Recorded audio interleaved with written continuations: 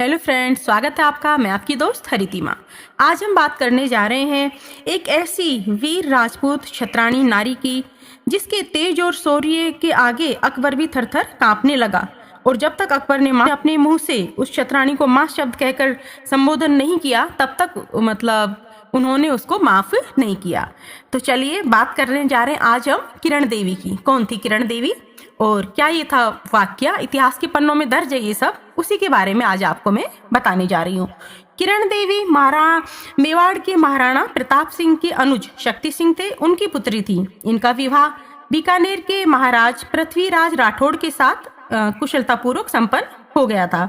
पृथ्वीराज राठौड़ जो इतिहास के स्टूडेंट हैं तो वो जानते होंगे, प्रसिद्ध वीर, ख्याति प्राप्त कवि और मुगल सम्राट अकबर के खास मनसबदारों में से एक थे। दोनों ही पति पत्नी राजपूती संस्कृति और उसकी परंपराओं के पोषक थे। अकबर प्रतिवर्ष नौरोज नामक एक ऐसे मेले का आयोजन करता था। उस मेले में मीना बाजार लगाया जाता था तथा केवल स्त्रियां ही उसमें जा सकती थी। अकबर इस मेले में आई जिस रूपवती के सौंदर्य पर मुग्ध हो जाता था, उसे बुलावे से अपने राजमहल में बुलवाकर और उसके साथ एक रात बिताता था। ये उसका इस प्रतिवर्ष जो नौरोज का मेला था, इसमें ऐसा होता था, ऐसा इतिहास में वर्णित है।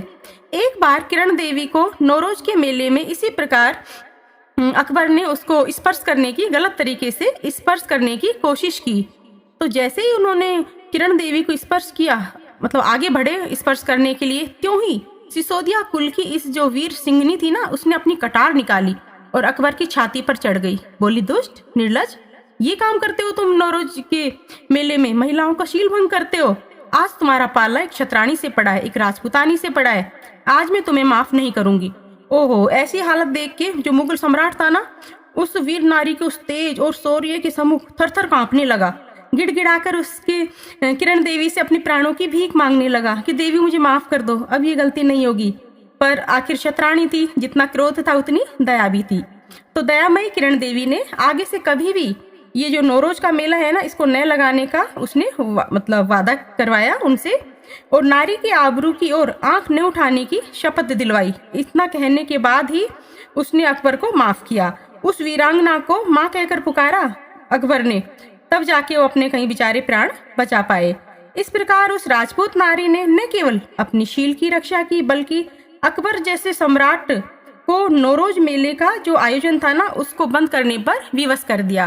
कहते हैं कि इस घटना के बाद अकबर ने जो नौरोज प्रथा थी उसको बंद कर दिया था और उसको बहुत ही शर्मिंदगी उठानी पड़ी थी किरण देवी की बहादुरी के आगे।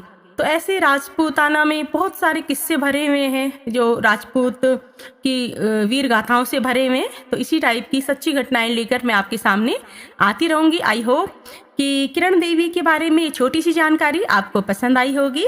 Thank you for listening.